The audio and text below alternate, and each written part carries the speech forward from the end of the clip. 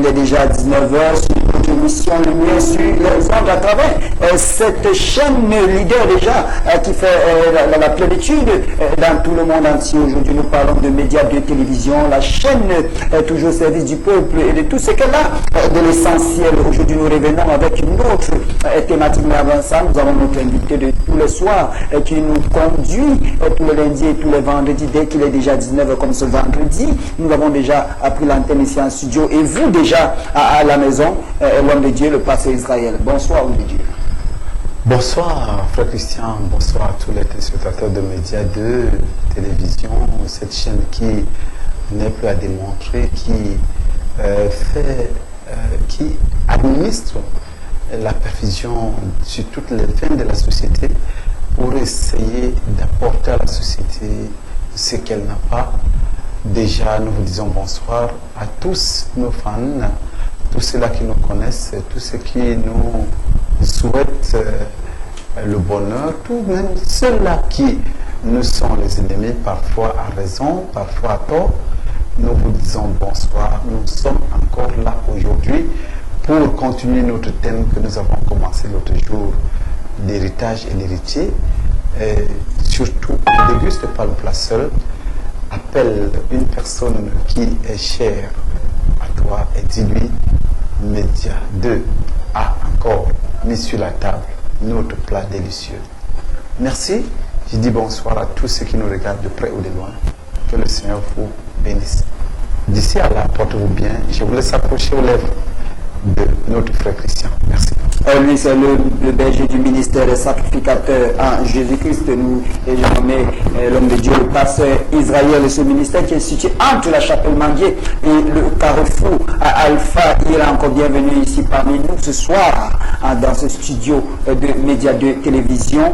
À travers cette émission, nous l'avons bien dit, Lumière sur les ondes, de cette clinique spirituelle et sociale aujourd'hui qui revient avec cette thématique de la dernière fois, l'héritage et l'héritier.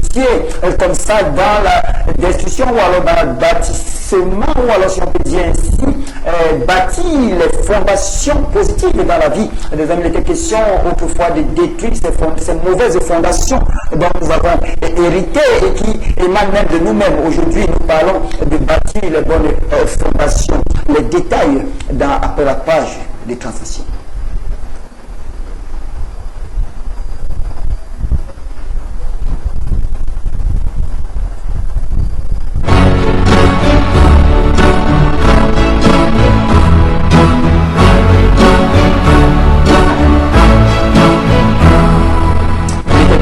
Dernière fois de parler de l'héritage et de l'héritier.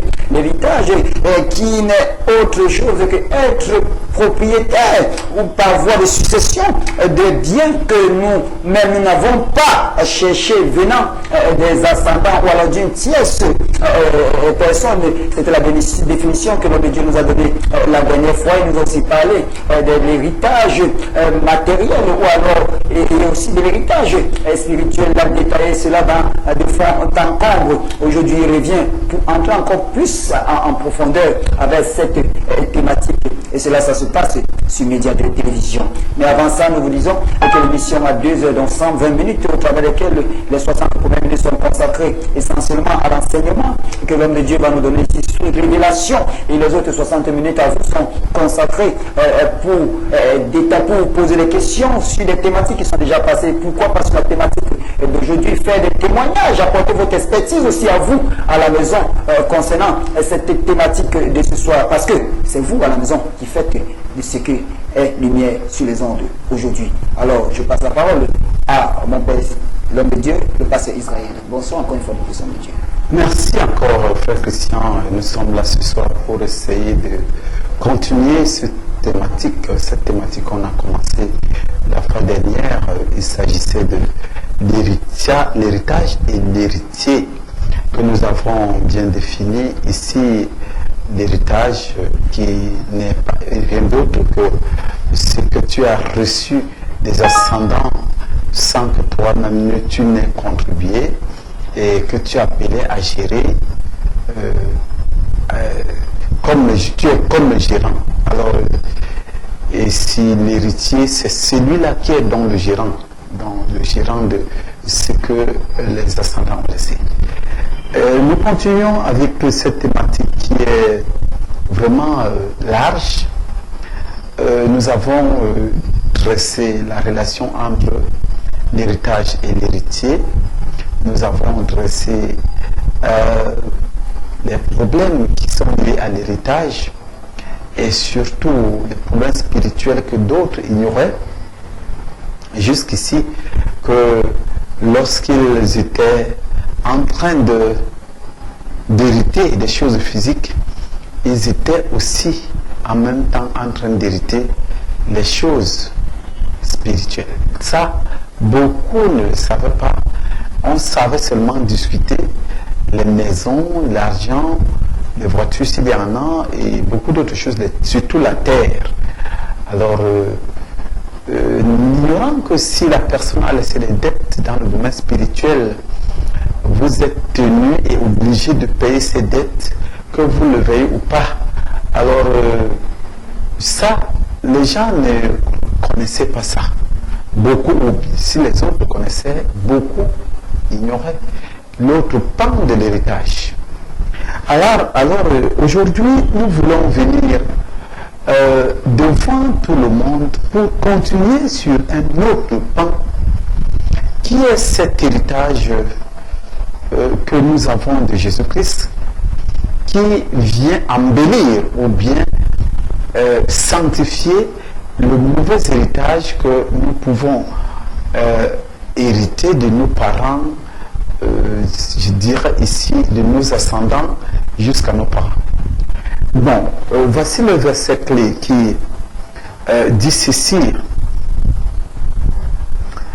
Ce mystère, c'est que les païens sont co-héritiers, forment un même corps et participent à la même promesse en Jésus-Christ par l'évangile. Alors nous sommes co-héritiers de Christ. Co-héritier va dire quoi? Ça veut dire qu'il y a un héritage, mais il y a beaucoup de personnes qui héritent cet héritage. On parlait donc de ces différentes personnes des co-héritiers, donc des gens qui héritent au même titre que l'autre, une personne qui hérite au même titre que l'autre. Alors, tu vas dire aujourd'hui, non, qu'est-ce que j'ai hérité avec Christ? Je veux dire, peut-être que tu ne sais pas l'héritage que Christ a hérité et qui est aussi ton héritage, qui est aussi le tien. Tu ne le cernes pas. Aujourd'hui, je vais te dire, l'héritage que Christ a hérité est tellement grand. C'est pourquoi il pouvait dire, je suis le chemin, la vérité et la vie. Nul ne peut venir au Père que par moi. Alors, j'ai soulevé un pan ici l'autre jour en disant que Dieu a dit que nous sommes des dieux. Dans Psaume 82, verset 6, il nous dit nous sommes des dieux. Et par cette appellation et par cette réalité, cette vérité que nous sommes vraiment des dieux, nous héritons parce que Dieu était en Christ réconciliant le monde avec lui-même. C'est en cette si vous voulez, nous pouvons lire Jean 14 à partir de verset 17, à partir de verset 7. vous allez comprendre quelque chose là-dedans. Jean 14, verset 7.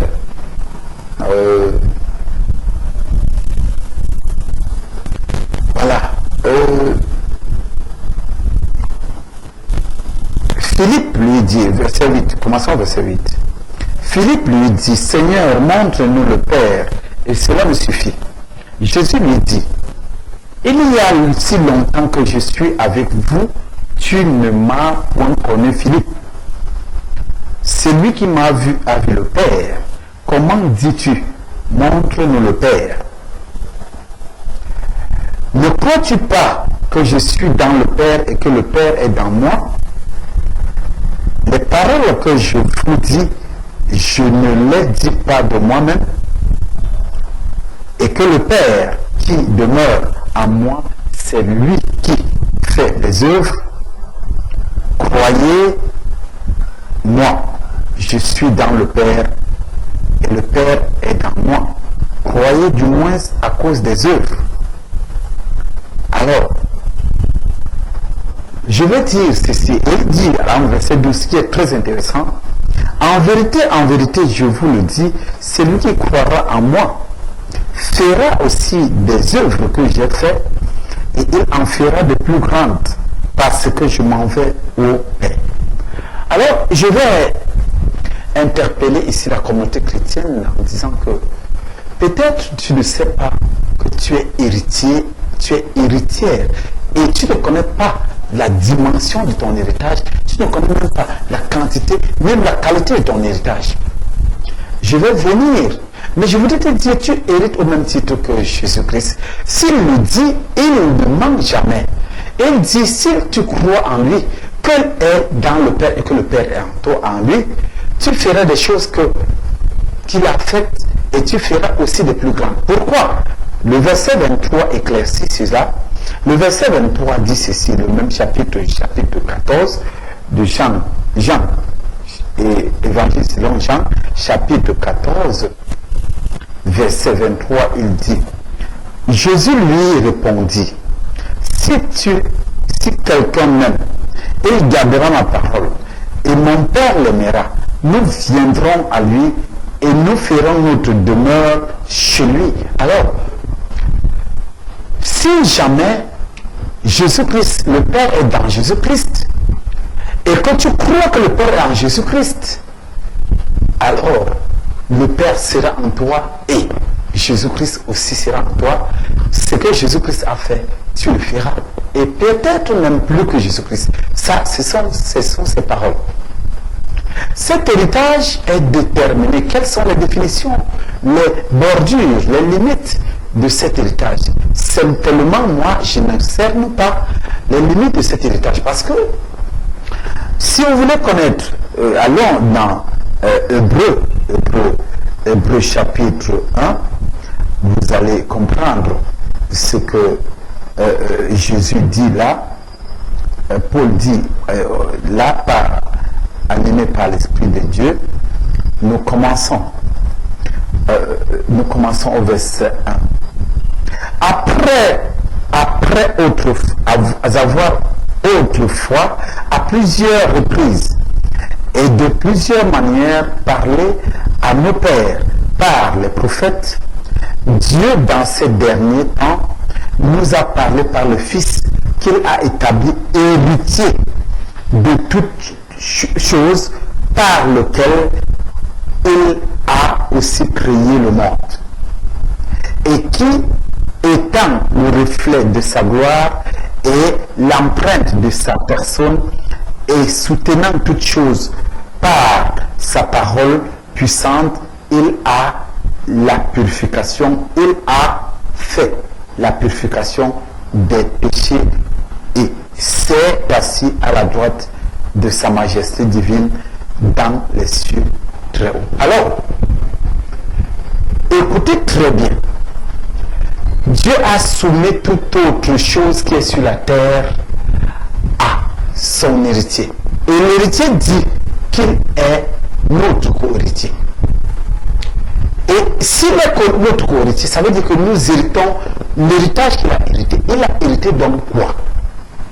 Il a hérité la suprématie d'abord sur toute la création. Sur toute la création, il est supérieur. Alors, toi et moi, nous dominons sur tout ce qui est sur la terre. Je vais vous dire, ce n'est pas l'amusement, ce n'est pas le bluff. Je vous dis, lorsque tu crois que tu es fils de Dieu, tu peux commander des choses dans ce monde et ça commence à être tel que tu dis. Par les simples ordres que toi tu vas donner, le monde va exécuter ces ordres. La nature sera au service et va exécuter ces ordres à condition que tu connaisses ta position de fils. C'est ça le problème, c'est ça qui nous gêne. Est-ce que tu sais ce que le fils doit être? Est-ce que tu sais ce que le fils doit faire? L'héritier doit faire quoi? Je reviens dans ce fameux verset de Galates 4. Galates 4 à partir du verset 1er. Je dis, aussi longtemps que l'héritier est enfant, je dis qu'il ne diffère en rien d'un esclave, quoiqu'il soit le maître de tout. Mais il est soumis aux tuteurs et aux administrateurs jusqu'au temps marqué par le Père. Nous aussi, de la même manière, lorsque nous étions enfants, nous étions sous l'esclavage des rudiments de ce monde. Alors, si tu n'es plus enfant, alors tu es fils.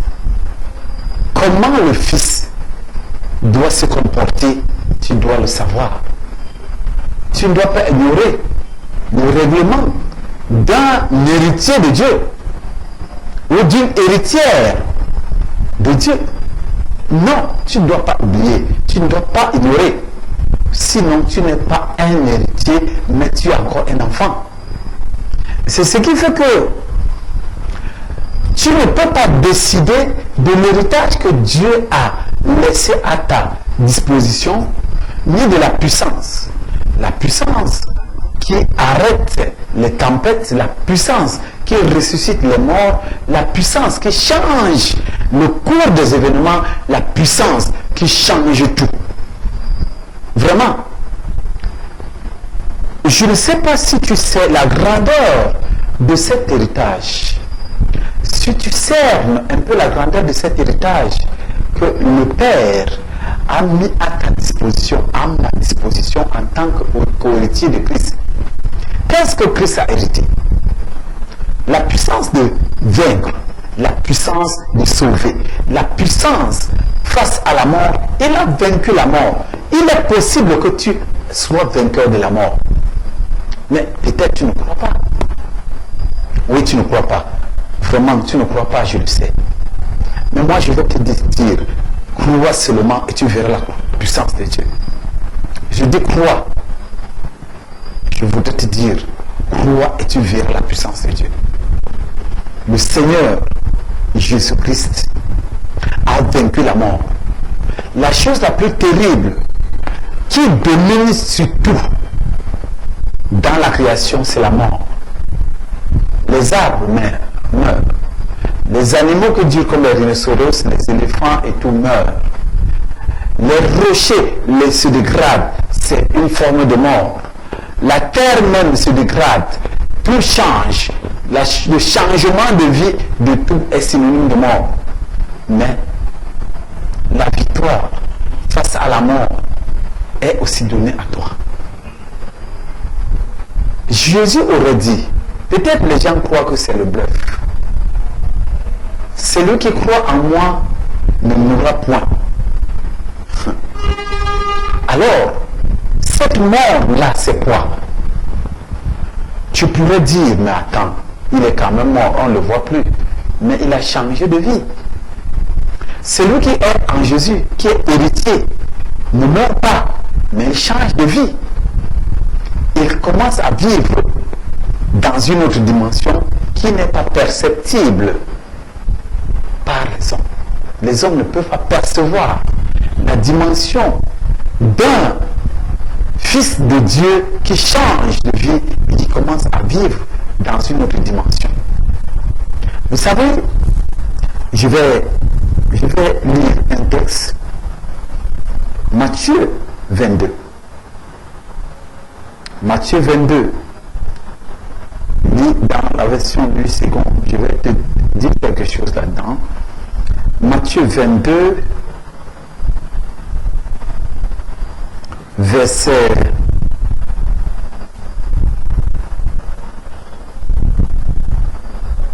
voilà. Jésus dit, car à la résurrection, les hommes ne prendront plus de femmes, ni des femmes de mari, mais ils seront comme les anges de Dieu au ciel. C'est le verset 30. Matthieu 22, verset 30. Dieu, lorsqu'un fils de Dieu meurt, selon les hommes, Dieu lui donne un autre corps et une autre mission, mais pas avec les mêmes apparences. Pas ce que vous dites là. Dieu lui donne une autre mission. Je vais vous le dire, le Fils de Dieu ne meurt pas. C'est la vérité. Le Fils de Dieu ne meurt pas, mais il change de vie. Alors, les gens ne savent pas l'héritage que Jésus-Christ a laissé aux chrétiens, aux co-héritiers que nous sommes. La vie, nous nous intéressons juste à cette vie qui est résumée en l'argent, parce que la Bible le mentionne. L'argent répond à tout, je n'en disconviens pas moi-même, je l'utilise pour faire beaucoup de choses. Mais tout ne se résume pas en argent. Cette vie, moi je vais vous dire, aujourd'hui là où je suis à 56 jours, 57 jours je veux dire, de jeûne. Vous ne pouvez pas savoir. Je jeûne depuis 57 jours. Il me reste 13 jours. J'ai 70 jours de jeûne. Un homme normal ne peut pas le faire. Moi, je peux pas vous... Je ne sais pas si cela est normal. Sauf ceux qui voient que tous les jours, je suis dans mon bureau, sauf quand je sors et je viens faire l'émission. Depuis les 57 jours, je suis dans mon bureau. Je prie, je fouille dans le net, je fais certaines choses. Seuls ceux-là qui sont dans la maison peuvent le témoigner et Dieu au ciel. Mais un homme lambda ne peut pas savoir que je suis en train de jeûner. Je suis devant vous, je prie pour les gens, je vais à l'église. J'ai 70 jours de jeûne que je dois faire cette année. Voilà. Enfant, je voudrais vous dire la puissance. Jésus-Christ a jeûné.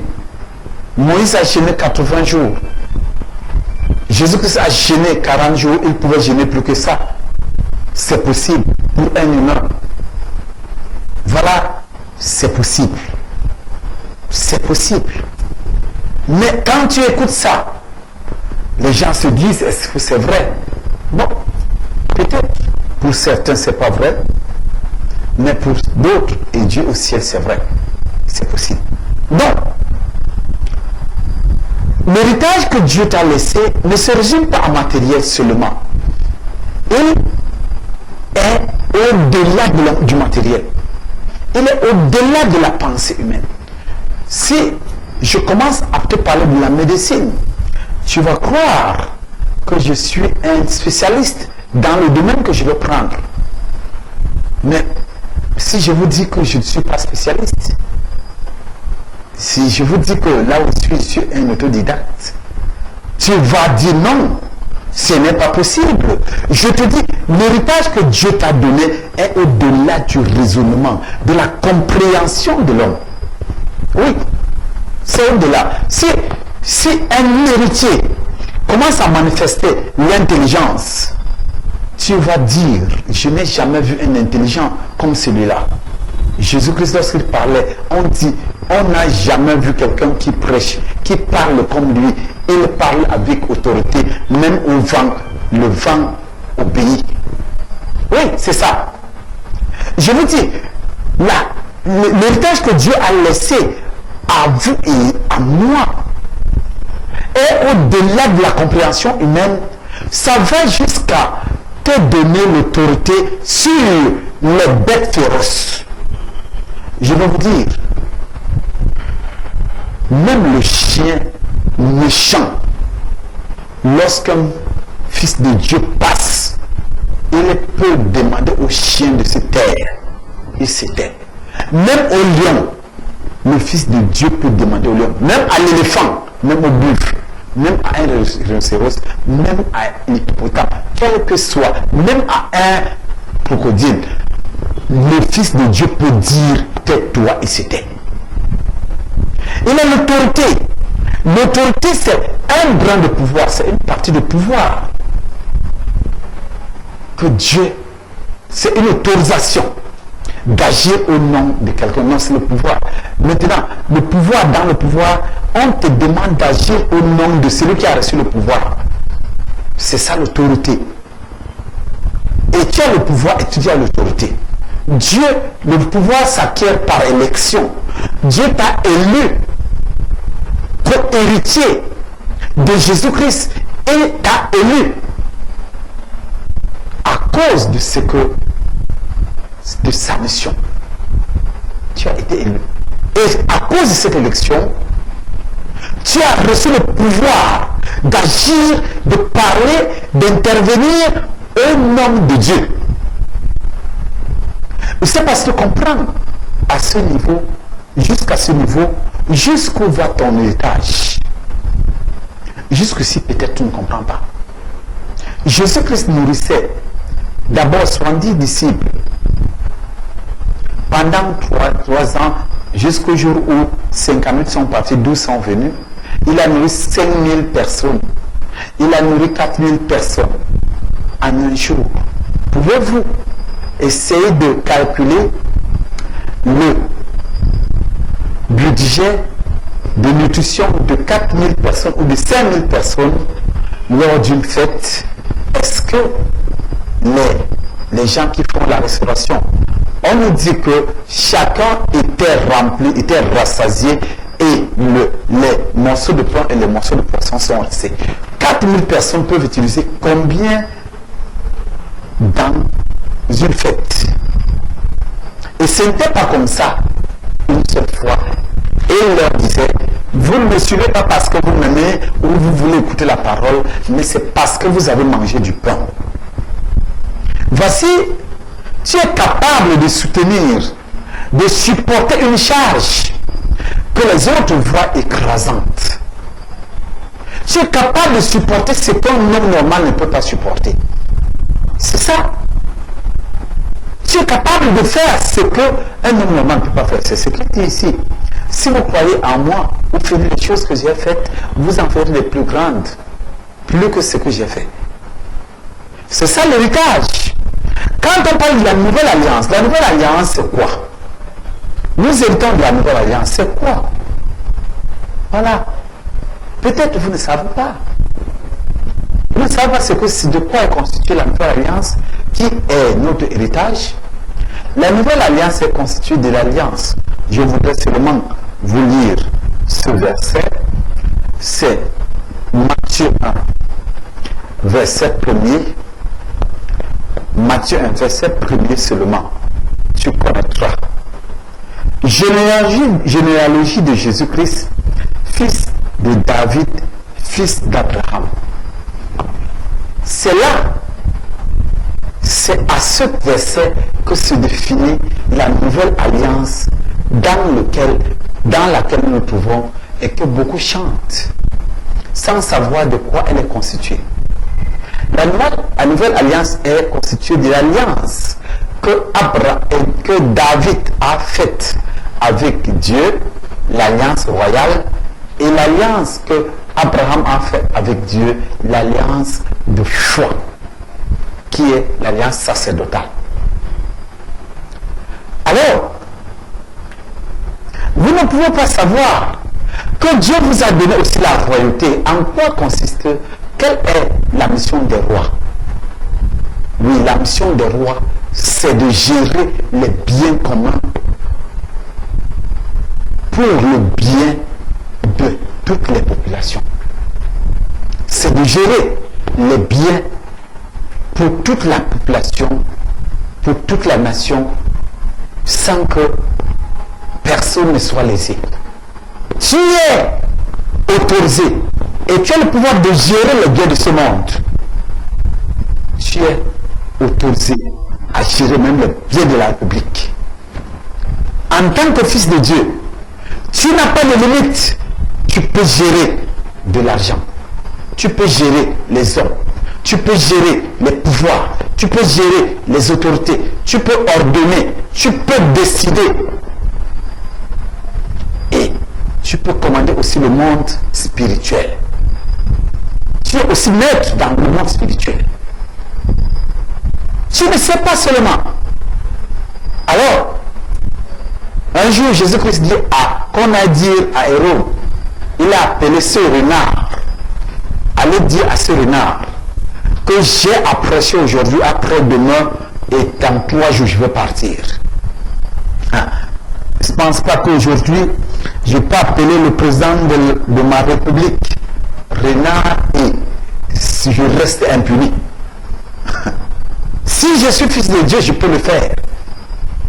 Et il va comprendre pourquoi je l'ai fait. Mais je ne le fais pas parce que cela ne m'est pas autorisé pour maintenant. Alors, si je suis fils, là où les gens pensent que je peux être condamné, je ne peux pas être condamné. Je peux envoyer le message au président de la République sans que le message qui l'énerve souvent. Mais moi, je peux lui envoyer ces messages sans que le président ne s'énerve contre moi. Parce que le Seigneur va lui donner l'entendement de comprendre pourquoi je le dis et pourquoi je le dis et qu'il va voir que c'est nécessaire ce que je suis en train de dire. Je peux envoyer les ordres à la nation et dans cette république. Je peux. Peut-être vous ne le savez pas. Pas moi seulement, mais tous les enfants, tous les co-héritiers de Christ qui connaissent qu'ils sont co-héritiers et qui se respectent comme co-héritiers peuvent le faire. Pas seulement moi. Alors, je ne sais pas comment toi tu te comportes. Étant donné que le Seigneur dit que le co-héritier peut faire au-delà de ce qu'il a fait. Jésus-Christ, toutes les personnes qui veulent, qui font tout, ils le font pour servir les gens, pour être bien vus devant les gens. C'est ça.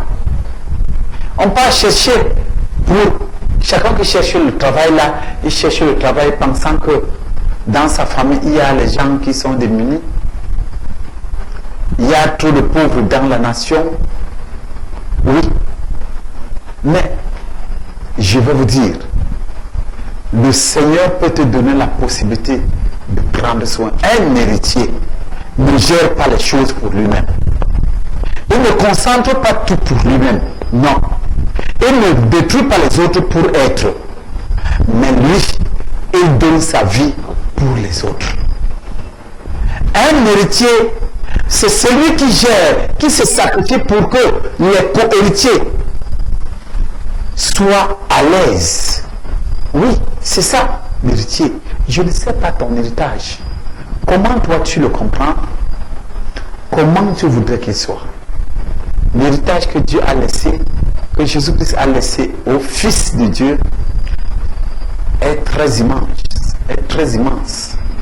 Et c'est pas facile de définir les contours de cet héritage ici en un jour. C'est pas facile. je ne cerne même pas. C'est si immense que je ne l'imagine. Je sais que je ne peux même pas cerner les contours de l'héritage que Dieu a laissé à ceux qui sont ses fils et ses filles. Je dis souvent aux femmes que si leur mari les maltraite, c'est à cause de leur ignorance, de l'ignorance de leur personne, de qui elles sont. Je dis parfois aussi aux hommes, s'ils se mettent à se plaindre des hommes, les plaintes ne changeront rien, mais c'est l'exercice du pouvoir et de l'autorité que Dieu t'a donné qui changeront quelque chose dans ta vie. Pas les plaintes. Les plaintes ne peuvent rien changer. Pleure même, pleurniche comme tu veux, fais tout ce que tu veux, ça ne pourra rien changer, mais exerce le pouvoir, l'autorité, la puissance que Dieu t'a donnée, ça va changer quelque chose. Comptant sur lui, bien sûr. Alors, bien-aimés, je voudrais vous dire aujourd'hui que, contrairement à ce que les gens pensent, Dieu est avec nous et il gère avec nous. Parce que cette question, je sais qu'elle allait venir tout à l'heure. Pourquoi le pasteur n'a pas encore commandé? Est-ce qu'il ne veut pas marcher en avion? Pourquoi il n'a pas un jet privé? Pourquoi le pasteur, les hommes souffrent encore au Yaoundé? Pourtant, lui, il a un pouvoir excessif. Je sais que beaucoup d'entre vous allez poser cette question. Je vous réponds une fois pour que cela ne soit pas, ça ne tourmente pas votre tête. Je n'ai pas le jet privé parce que je ne gère pas seul. J'ai à ma disposition le pouvoir, l'autorité de Dieu, mais il m'a dit qu'il est vivant, il ne me laissera pas seul. Il gère avec moi et il ne peut me donner que ce qui est nécessaire pour sa volonté. C'est cet ordre que je peux donner, ça s'exécute. C'est pour cela que si quelqu'un vient m'attaquer maintenant, il ne sait pas si l'ordre que je vais recevoir, c'est de te détruire. Si l'ordre que je vais recevoir, c'est de te lâcher, de te pardonner. Parce que le Seigneur peut me demander de détruire. Il a demandé à Saül de détruire certaines personnes qui ont barré le chemin à l'arche de l'Alliance. Et David a voulu être plus bon. Saül a voulu être plus bon que Dieu. Dieu l'a puni jusqu'à sa mort. Alors, la volonté de Dieu, personne ne peut la maîtriser, sauf lui-même et l'Esprit de Dieu, son Esprit. C'est pour cette raison que je ne peux recevoir que ce qui est dans sa volonté. Nous avons cette assurance que si nous demandons quelque chose selon sa volonté, il nous le donne. C'est ça. Alors, il ne nous a pas laissé gérer. Admettez très bien que je sois un homme qui est encore colérique, qui est encore qui voudrait avoir tout le plaisir et le désir, qui désire tous les biens de ce monde. Je pense que je pouvais désirer avoir la femme la plus haute, la première dame de tout le monde et de toutes les nations. Je désirerais avoir ces premières dames avec moi parce que en matière de femmes, nous pensons que c'est les sommités là-bas. Et que deviendront les présidents des nations? Si jamais je pouvais, Dieu me laissait en tant qu'un homme avoir tout ce que je désire, je pouvais avoir sous ma botte tous les puissants de ce monde et tout. Et alors, je désirerais même, s'il le faut, la place de Dieu. Ça, c'est ça. Alors Dieu, connaissant l'homme, il n'a pas laissé que le pouvoir immense qu'il a mis à notre disposition soit géré librement par nous, mais il gère ce pouvoir avec nous. C'est ça qui fait à ce que il ne peut me donner que ce qu'il voit que ça ne peut pas me détruire. Alors, et je ne peux ordonner que ce qui est selon sa volonté. Alors c'est pour cette raison que je ne pourrais pas guérir tout le monde si jamais Dieu ne voudrait pas te guérir. Tu vas venir, on va prier, tu ne seras jamais guéri. Mais ce qui est probable, c'est qu'il faut d'abord que tu aies la connaissance que tu peux guérir. Alors, et comment tu peux faire pour devenir fils? Étant déjà fils, tu es déjà un potentiel gérant de l'héritage que Dieu a mis à notre disposition. C'est ça. Donc, ne te pose pas cette question que si on raconte n'importe quoi, pourquoi il ne guérit pas tous les Syriens, tous les cancéreux, mais je vais vous dire, ceux qui viennent à moi et qui sont destinés que Dieu voudrait guérir par moi, reçoivent leur guérison, quelle que soit la maladie. Ça, les gens qui sont en train de me voir à la télé le savent. Pas plus que dimanche passé, je voudrais dire, il y a eu une résurrection à l'église, en plein culte. Un enfant est mort et il est revenu à la vie. Et vous pouvez demander à tout le monde, demandez ça dans le groupe. Vous allez voir, peut-être même la mère de l'enfant va vous dire. Donc, la résurrection se passe. Et les guérisons de toutes les maladies, je dis bien toutes les maladies. Je vais amener ici les cancéreux qui ont été guéris. Je vais amener ici les tuberculeux qui ont été guéris. Je pense que il y a si quelqu'un peut témoigner, il pourrait témoigner. Quelqu'un qui a été, qui a fait la tuberculose jusqu'au stade 2, la tuberculose, et qui a été guéri miraculeusement. On ne sait pas aujourd'hui si vraiment cette personne a fait la tuberculose. Voilà.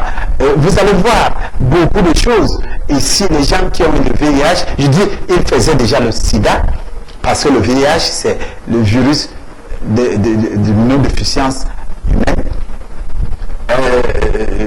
Le VIH, le virus de l'immunodéficience humaine, et le sida, c'est le syndrome d'immunodéficience acquise. Donc, c'est deux choses. Je dis, la personne faisait le sida, et c'est un syndrome. Le syndrome est l'ensemble de beaucoup de symptômes qui font allusion à... Bon, je ne voudrais pas parler de la médecine ici. Alors, je vous dis, les gens qui font le sida, stade terminal, ont reçu la guérison. Et ce n'est pas seulement dans notre ministère, partout où il y a des enfants de Dieu, cela est possible. Cela est possible, bien-aimés. Et je voudrais que vous croyez en cela. Parce que tout à l'heure, nous allons commencer la prière. Si tu crois en cela, et je vais prier pour toi. Il y a même beaucoup de témoignages au travers de cette émission, de guérison, de transformation de vie. Et je vais vous dire, tout à l'heure, tu vas expérimenter ta part de miracle. Ce n'est pas seulement par n'importe quelle voie, même par voie de télévision. Là où tu es en train de me regarder, tu peux recevoir ta guérison à condition que tu crois au Fils et que tu crois que je suis le Fils et je suis co-héritier avec le Jésus-Christ. Alors je suis le Fils de Dieu. Il faudrait que tu crois. Et quand tu vas croire, je vais prier et le Seigneur va exaucer. Puisqu'il est en moi, puisqu'il a dit qu'il ne nous laissera pas orphelins, ce soir, tu vas le découvrir si c'est vrai ou c'est pas vrai. Dans quelques instants, je vais vous laisser commencer à parler, à poser vos questions, à apporter vos contributions. Mais bien avant, je voudrais vous dire, l'héritage spirituel est plus grand que l'héritage physique. Oui, pour ceux-là qui discutent les maisons, discute les voitures, l'argent dans les comptes bancaires, les terrains et tout, c'est pas mauvais. Mais comprenez que la personne qui a laissé ces choses a aussi un héritage spirituel qui peut être bien ou qui peut être mauvais. Ça, si jamais tu as hérité la terre, les maisons, l'argent en banque, et que par après tu sombres dans la souffrance, ça veut dire que l'héritage de celui qui t'a laissé ces choses spirituellement était très mauvais, et il faudrait que tu viennes à Jésus, tu changes d'appartenance, et là, l'héritage que Jésus-Christ va te donner va donc sanctifier le mauvais héritage que tu as hérité de tes ascendants. Ça va changer et ça va te ramener à la case où Dieu t'avait placé pour accomplir une mission sur cette terre. Je veux dire, même l'héritage, je vous ai dit ici aujourd'hui, l'héritage s'acquiert aussi par alliance.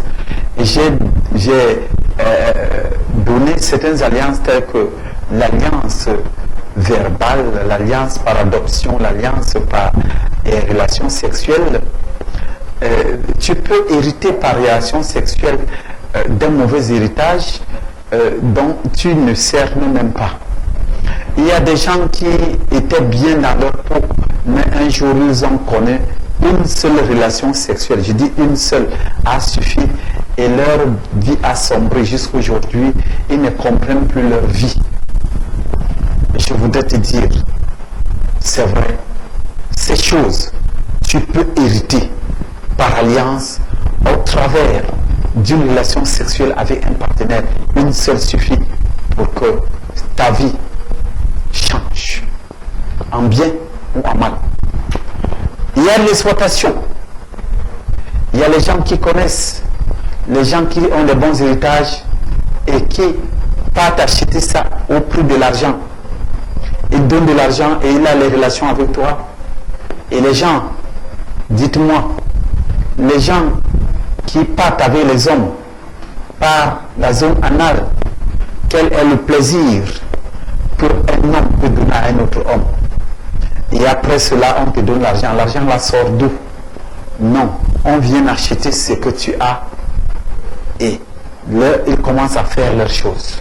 Alors, je voudrais dire, nous allons bientôt entrer dans la phase d'intervention. Je voudrais que tu retiennes une fois pour toutes l'héritage et l'héritier. L'héritage fait l'héritier. Ce n'est pas l'héritier qui fait l'héritage, c'est la qualité de l'héritage que tu as eu qui fait le genre d'héritier que tu es. Alors, si tu n'as rien reçu, tu n'es pas héritier, héritier de rien, mais comme aucune personne ne peut être sans héritage, tu as hérité de quelque chose, c'est ça qui fait de toi ce que tu es. Alors, si tu réalises que tu as un mauvais héritage, viens et change ton héritage. Alors, je vais lire le dernier verset, Jean, chapitre 1, verset 12 à 13. Je vais dire ceci. Mais à tous ceux qui l'ont reçu, à ceux qui croient en son nom, il a donné le pouvoir de devenir enfants de Dieu, lesquels sont nés, ni du sang, non du sang, ni de la volonté de la chair, ni de la volonté de l'homme, mais de Dieu. Alors ça change ton héritage. Lorsque tu es né de Dieu et maintenant tu auras un héritage saint qui va sanctifier ton héritage et tu vas comprendre que Jésus-Christ est vivant. Merci. D'ici à la porte-fou bien et le Seigneur est au contrôle. Maintenant, votre temps d'intervenir est arrivé. Vous pouvez intervenir dans les sujets de la thématique que nous avons élucider aujourd'hui, ou les thématiques antérieures, ou poser une question, ou pour demander une prière, ou intervenir et apporter votre part de contribution, ou encore faire un témoignage. Jusqu'ici, nous vous disons merci. Voilà. Merci, homme de Dieu, pour ces moments de partage, pour ces moments d'enseignement, de révélation, si on peut dire ainsi, à travers cette thématique dont vous êtes en train de développer depuis la semaine passée concernant l'héritage et l'héritier. Nous rappelons que vous êtes sur Média 2, la chaîne de tout ce qu'elle a, l'essentiel. Elle est toujours là pour vous servir. C'est pourquoi c'est la chaîne toujours au service du peuple. Et l'émission de ce soir, c'est Lumière sur les ondes de cette émission qui passe tous les vendredis dès qu'il est 19h.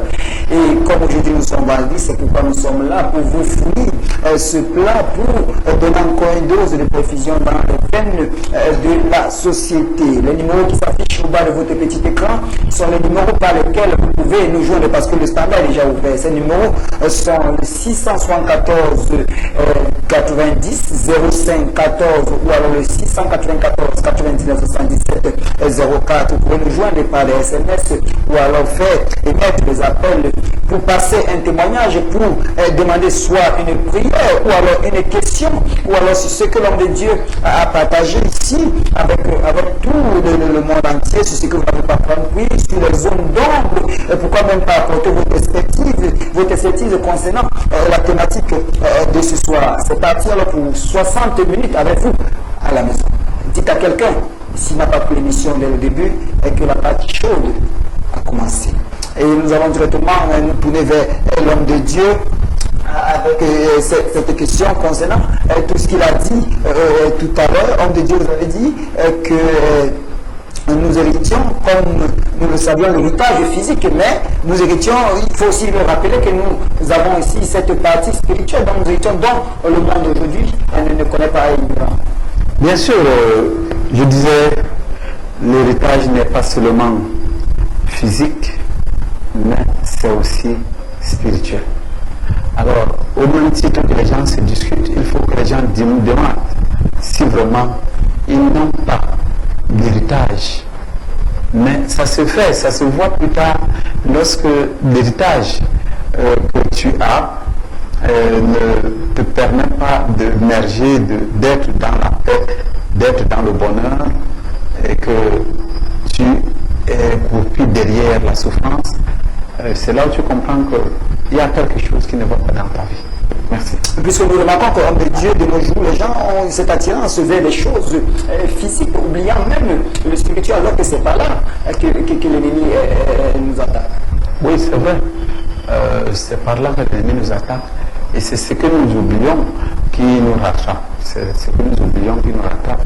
Alors, vous pouvez observer que il y a des gens, Paul pouvait dire à Timothée, je sais la foi qui est en toi a d'abord résidé dans ton aïeul Aloïs et dans ton aïeul Anis et dans ton père, ta mère Enis, et après maintenant c'est à toi. Donc même la foi, Paul a reconnu que la foi de Timothée n'était pas seulement basée sur sa seule croyance, mais il a hérité quelque chose qui lui permet d'émerger, d'aller plus loin dans la foi. Oui, merci. Merci homme de Dieu pour ces explications parce qu'il est bien important de le savoir, de parler de ça de Dieu sur les téléspectateurs qui nous suivent actuellement, qu'il est important de le savoir parce que la Bible même, les Saintes Écritures même le mentionnent que le peuple périt faute de connaissance. C'est pas l'ignorance, c'est parce que vous avez dans une de nos émissions, si vous avez dit que l'ignorance est la plus pire des choses et puis le passé même de la société. Plus pire que la mort. L'ignorance est pire que la mort. Alors, homme de Dieu, si nous revenons sur notre thématique de ce soir, l'héritage, vous avez dit que nous sommes des dieux, nous appuyons cela avec les Saintes Écritures selon le livre des Sommes. Alors, nous héritons d'un héritage dont le testataire est vivant. De quoi constitue vraiment cet héritage? Parce que les gens sont en train de nous regarder, on sait que les hommes de Dieu sont... Je sais que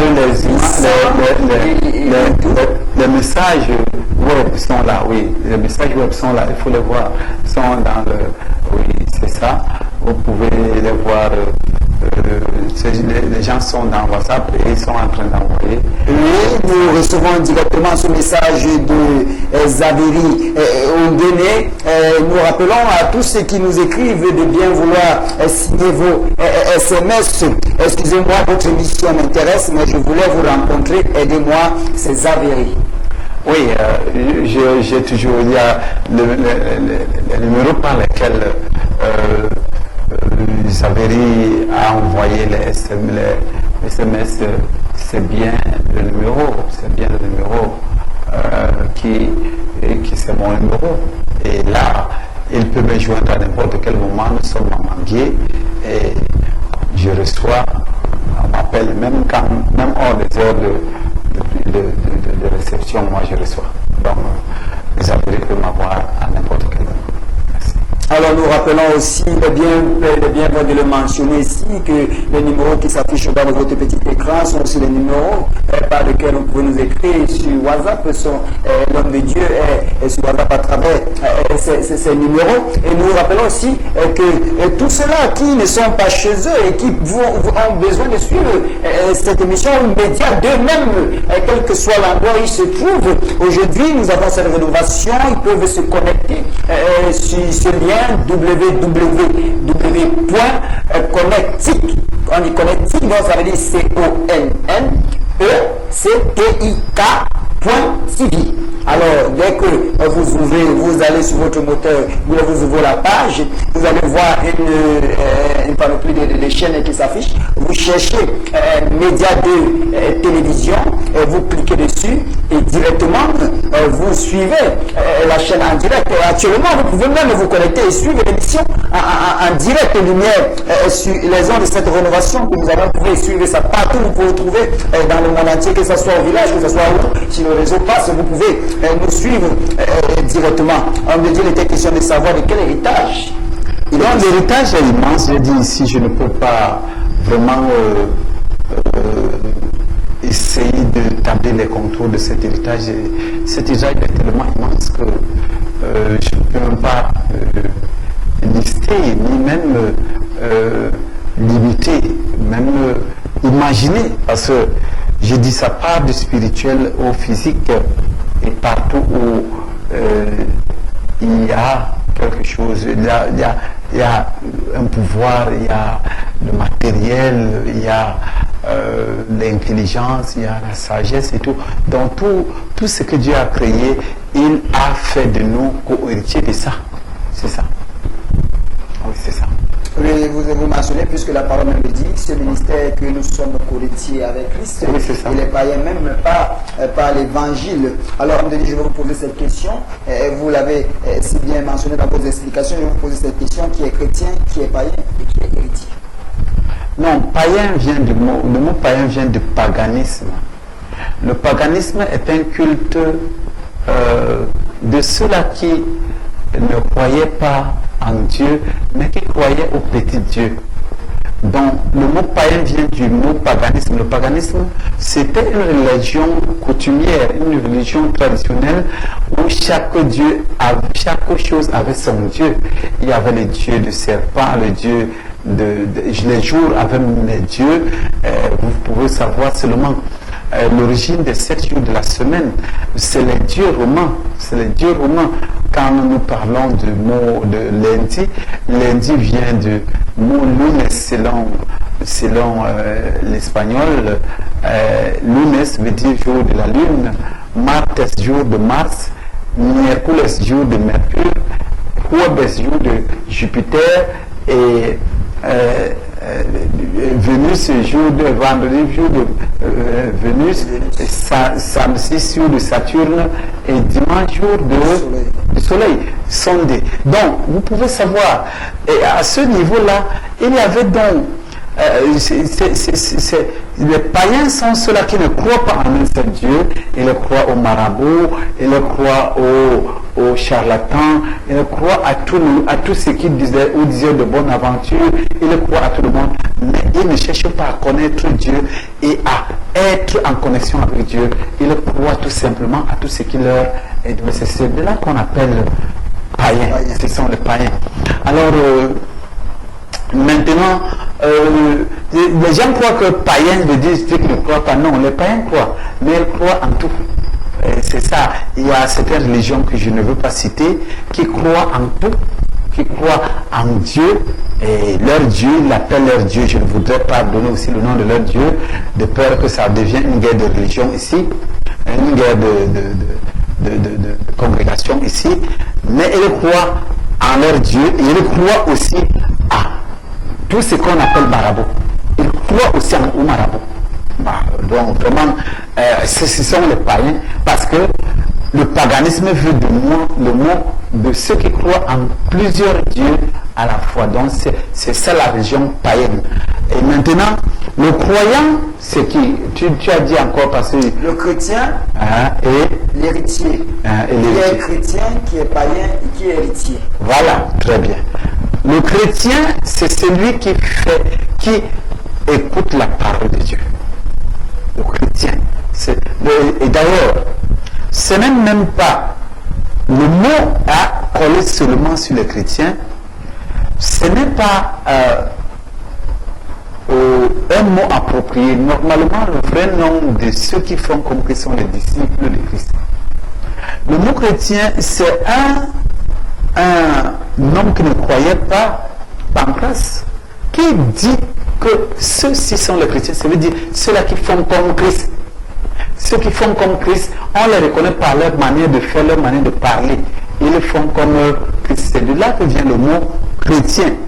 Donc, ça a collé à tous les disciples de Christ, bien que ça a même effacé la bonne appellation de ceux qui font comme Christ que les disciples. Parce que Jésus-Christ n'a jamais appelé quelqu'un chrétien. Il a appelé ses disciples, ceux qui apprennent sa doctrine et qui la mettent en pratique. Mais maintenant, c'est les gens qui ne croient pas, qui ont dit que nous sommes des chrétiens et nous aussi, on a appris ça comme ça et ça a collé sur nous. Je voudrais même que, à la longue, je vais parler de ça. Le mot chrétien n'est pas, c'est un mot péjoratif. Ça diminue le disciple, ça diminue le disciple. Donc, quand c'est comme quelqu'un qui dit mon patois. Alors, quand tu dis mon patois, c'est un terme très péjoratif qui rabaisse la langue maternelle dont tu serais en train de faire l'allusion. Donc, le mot chrétien voudrait, c'était même un mot de moquerie. Ceux-là font comme celui qui disait qu'il était le roi des Juifs, le roi d'Israël, de Jérusalem, des Juifs. Donc, c'est un mot insultant. C'est un mot insultant. Mais c'est pas facile quand tu trouves qu'on fait quelque chose et tu mets là-dedans, tu grandis dedans. Même quand je ferai maintenant, je prendrai la résolution de ne plus m'appeler chrétien, il est fort bien probable que ça mette long pour que je fasse cela. Mais je pense que c'est même avant-hier que je parlais, je méditais sur ça, je risque de ne plus être appelé chrétien. Parce que le mot chrétien est un mot péjoratif. Ça, c'est vraiment ça. C'est que les gens qui se moquaient de Jésus se sont moqués de la même façon à ceux qui faisaient comme Jésus. Et ils ont dit, ceux-là font comme Jésus. Et ce sont les chrétiens. Donc, vraiment, je pense que la vraie appellation des fils de Dieu, c'est les disciples de Dieu. Nous sommes, ou le peuple de Dieu, ou le peuple de Dieu, ou le royaume de Dieu. Je pense que ces mots sont suffisamment éloquent, plus que dire je suis chrétien. Bon, maintenant, l'héritier, c'est celui qui est ton fils. J'ai parlé de fils. Comment devient ton fils? C'est lorsqu'on grandit. Je vais parler ici de 1 Corinthiens 13. 1 Corinthiens 13, 13. Nous voulons prier, voir ici 1 Corinthiens 13, verset 13. Nous allons lire ceci, 1 Corinthiens 13, 13. Non, ou bien 1 Corinthiens à partir de verset 10. Ah oui. Mais comme ce qui est parfait, c'est bon, verset 11, verset 11. Lorsque j'étais enfant, Je parlais comme un enfant. Je pensais comme un enfant. Je raisonnais comme un enfant. Lorsque je suis devenu homme, j'ai fait disparaître ce qui était de l'enfant. Aujourd'hui, nous voyons au moyen d'un miroir d'une manière obscure, mais alors nous verrons face à face. Aujourd'hui, je connais en partie, mais alors je connaîtrai comme j'ai été connu. Donc voici ce que je vais dire. Lorsque tu quittes le stade d'enfant de Dieu, tu deviens donc fils de Dieu. Alors, on est enfant, mais on devient fils. Et après, maintenant, on devient Dieu. Parce qu'il a dit, les fils sont les co-héritiers. Et il a dit, nous sommes les dieux. Et là, quand tu es fils, et dans l'évolution de fils, tu deviens donc Dieu et tu commences à décider comme Dieu lui-même. Alors là, Dieu te laisse. Il n'y a plus de punition pour toi. Personne ne peut te punir comme personne ne peut punir Dieu. Tu penses punir Dieu, c'est toi-même qui vas te punir. Alors, quand tu grandis en tant que fils, tu deviens donc Dieu. Alors, tu gères donc en tant que Dieu. Donc, mais beaucoup d'entre nous demeurons encore à l'état d'enfant. J'ai mon fils est né à 15 ans. Mais je ne pense pas que je peux lui donner l'héritage. Si je meurs maintenant, on ne peut pas lui donner l'héritage. Sa mère qui est femme sera appelée à gérer à sa place. Ou bien on va désigner un administrateur. Voilà. C'est ça, non? Voilà. Mais c'est lui qui est héritier. C'est de la même manière que beaucoup d'entre nous pouvons. Nous sommes bien héritiers. Le pouvoir que Dieu a disposé est à notre disposition. Nous pouvons l'utiliser. Mais Dieu ne nous autorise pas parce que beaucoup parmi nous, nous avons encore le cœur qui chauffe. C'est que si on te donne le pouvoir de Jésus qui pouvait faire pour repérer tout le monde, ou bien le pouvoir que Dieu avait envoyé à celui de mort. Non. La nuit, s'il ne va pas finir, tu vas brûler tout le Cameroun. Voilà. Et sur tous tes ennemis, qui le sont peut-être à raison ou bien à tort. Non. Tu ne verras même pas s'ils sont à tort ou à raison. S'ils se dessinent ennemis, il est déjà fini. Donc, Dieu, voyant donc tout ça, ne peut pas nous donner cela. C'est ça qui nous qualifie. Nous sommes encore les enfants. Parce que, avec le pouvoir que Dieu a, et d'autres personnes dont il détient le souffle, disent même qu'il n'existe pas. Ils l'insultent même. Je demande, il pouvait seulement les détruire. Mais jusque-là, il ne les détruit pas. Il leur donne toujours la possibilité de connaître qu'il existe. Mais toi et moi, combien tu pardonnes? Vois un peu ton degré de pardon, jusqu'où ça se trouve. Et ne serait-ce que là, ne parlons pas de d'autres, de l'exercice, la manipulation du pouvoir, de la puissance, et tout ça, l'autorité. Non. Vérifie seulement ton pardon, où il a dit, pardonnez aux hommes leurs offenses, pour que je vous pardonne. Regarde seulement toi-même, qui te trouve là maintenant, comment tu pardonnes. Tu vas voir jusqu'où tu es limité. Alors, homme de Dieu, nous allons toujours aller dans cette même lancée sur cette phrase. Alors, le Seigneur dit que les païens, nous revenons, ce sont les païens eux-mêmes sont co-héritiers. C'est pas l'évangile, de quelle manière? En donnant leur vie au Seigneur ou alors par la parole, tout simplement. Quoi? La parole que nous avons citée tout à l'heure. Oui, les païens aussi, ils sont co-héritiers. Non, écoute très bien. C'est une manière ou alors... Pour dire ceci, c'est pour dire que nous étions païens. Parce que vous savez, Jésus-Christ est venu pour le peuple d'Israël. Nous, tout le reste du peuple était païen. Or, donc on n'était pas destinés, on n'était pas proche du salut. Alors, qu'est-ce qui se passe? Ce qui se passe, c'est que nous qui étions considérés comme païens, nous sommes aussi aujourd'hui co-héritiers. C'est ce que Paul voulait dire. Ça ne veut pas dire que si tu crois au Dieu du serpent, Dieu de la tortue, Dieu de l'escargot, et ça veut dire que tu es co-héritier. Non, tu n'es pas co-héritier. Mais toi qui étais hier païen, aujourd'hui, comme tu connais Christ, tu as grandi, tu es fils, tu es maintenant devenu co-héritier. Alors, comme un moyen de dire que nous, les païens, doivent abandonner c'est ça. ce qui n'honore pas le paganisme. Voilà. Homme de Dieu, nous avons revenu, et vous avez longtemps débattu sur ça, je vais encore revenir, disant, aujourd'hui, nous disons que nous sommes héritiers, mais nous sommes dominés, au lieu de dominer. Oui. Qu'est-ce qui se passe vraiment? Oui, c'est justement ce que je disais,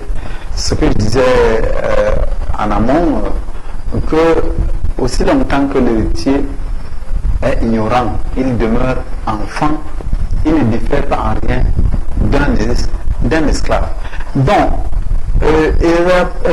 regardez un peu la nouvelle alliance. Fouille un peu dans le milieu chrétien. Demande à un chrétien de quoi est constituée la nouvelle alliance. Tu vas entendre des choses. Oui, parce que beaucoup d'entre nous ne comprenons même pas de quoi est constituée la nouvelle alliance et jusqu'où la nouvelle alliance va. Ça commence où, jusqu'où. Alors, ça fait donc que tu peux être esclave, pourtant c'est toi qui devais dominer. Regardez seulement la scène politique. La scène politique, on a dit, la politique est satanique. La politique est satanique par rapport à quoi? La politique, c'est l'art de gérer. Et si jamais ceux-là qui sont les fils ne gèrent pas, ceux qui gèrent comment? Ils vont gérer en faveur de qui? C'est ça le problème. C'est ça. Bon, alors, si aujourd'hui ceux-là qui doivent gérer ne sont pas en mesure de gérer, d'autres qui disent à l'école ne sert à rien, alors notre cité n'est pas sur cette terre, notre royaume est au ciel, nous sommes de passage sur cette terre. Alors beaucoup de formules, beaucoup de paroles de consolation qui ne manifestent que l'ignorance qui réside au-dedans d'eux. Parce que comment pouvez-vous me dire que tu es dans la cité, tu as besoin de papiers, même nous qui avons des maisons de prière, pour que cette église-là fonctionne, il faut une autorisation administrative. Et que toi, les enfants de Dieu ne doivent pas être dans l'administration. Il y a d'autres qui ont même démissionné de l'administration, disant que notre royaume n'est pas de cette terre. Bien aimé, c'est ce qu'on appelle une aliénation. C'est une parole d'aliénation que beaucoup continuent à prêcher. La politique n'est pas pour les enfants de Dieu. La politique est avec les mains sales. Non. La politique est un débat d'idées, une compétition d'idées. Je vais dire, moi qui suis président d'un parti politique, je n'ai jamais fait une interview concernant ma politique. Pourquoi? Parce que je suis encore en train de bâtir. Le jour où je fais faire une interview, si on m'appelle, on met n'importe quel président, si c'est sur la base de l'intelligence de la politique, aucun président ne peut supporter. Aucun ne peut supporter. Je dis la vérité. Parce que ce que Dieu nous a permis de connaître, quand on dit ça, les gens vont dire que c'est les rêveries. Mais c'est possible. C'est possible. Quand nous envoyons les lettres à la nation, au chef de la nation, qu'on veut l'aider dans certains trucs, on prend ça en garde. On ne veut pas que les gens l'aident. Mais nous voici aujourd'hui. Nous sommes dans les sérieux problèmes. Les problèmes que j'ai voulu aider depuis 2014. Un seul décret suffit pour bannir tout ce qui se passe aujourd'hui. J'ai suggéré ça. Et on a mis de côté. Tout récemment, j'ai envoyé une lettre par voie de médias que j'ai quelque chose pour relever l'économie du Cameroun. Si jamais ça se lève en 3 ans, je donne ma tête. On coupe ma tête en voie publique. Je dis ça devant les gens. Mais tu ne verras jamais, cela ne va jamais arriver là où ça doit arriver. Les gens vont prendre, regarder, ou bien ils vont me dire, il faut que je détaille le projet pour qu'eux ils se montrent comme c'est eux qui ont pris. Alors, voici là où nous sommes. Donc, il faut que les enfants de Dieu, ceux-là qui craignent Dieu, vraiment soient les héritiers et aucun domaine ne leur est privé. Ils sont exclus dans aucun domaine de la vie. C'est ça. Alors, homme de Dieu, nous allons revenir sur cet aspect, parce qu'aujourd'hui, ça fait bon champ là-dehors, parce qu'on dit qu'un enfant de Dieu, une fois arrivé là-bas, que ce soit être ministre de quoi, sera aussi jonché, sera criblé. Parce que ce qui se passe là-bas, on va arriver, homme de Dieu, parce que c'est un peu une partie de l'émission de ce soir. Nous restons toujours sur cette domination qui est différente de la domination du monde. La domination, quelle domination? La domination que le Seigneur a donnée aux hommes. Non, la domination, écoute, le but de la création, c'est la domination. Je vais lire le verset 26 de Genèse 1. Oui, homme de Dieu, pendant que vous êtes en train de chercher je parlais de quand je parle de domination, c'est pas cette domination qui fait penser à soi-même et tuer les autres. Mais non, c'est pas de ça qu'il est question. Je vais définir la domination. La domination ici, c'est quoi? Dieu dit ici dans Genèse 1, à partir du verset 26, puis Dieu dit, faisons l'homme à notre image, selon notre ressemblance, et qu'il domine sur les poissons de mer, sur les oiseaux du ciel, sur le bétail, sur toute la terre et sur tous les reptiles qui rampent sur la terre. Ça veut dire quoi? Sur toute la terre, ça veut dire quoi? Ça veut dire que sur tout ce qui n'est pas Dieu, qui n'est pas avec Dieu, nous sommes dominateurs. Est-ce que tu comprends? Donc, dominer, ça veut dire que tu donnes les ordres, tu donnes l'orientation, ça veut dire que tu gères. Mais dominer ne veut pas dire que tu mates, tu écrases les autres. Non, c'est pas ça dominer. C'est la tyrannie. La tyrannie est différente de la domination. Tyranniser quelqu'un, c'est faire quoi? Voilà, je vais un peu emprunter parce qu'il faut que nous puissions vraiment voir. Tyranniser. Quand on dit tu es tyran,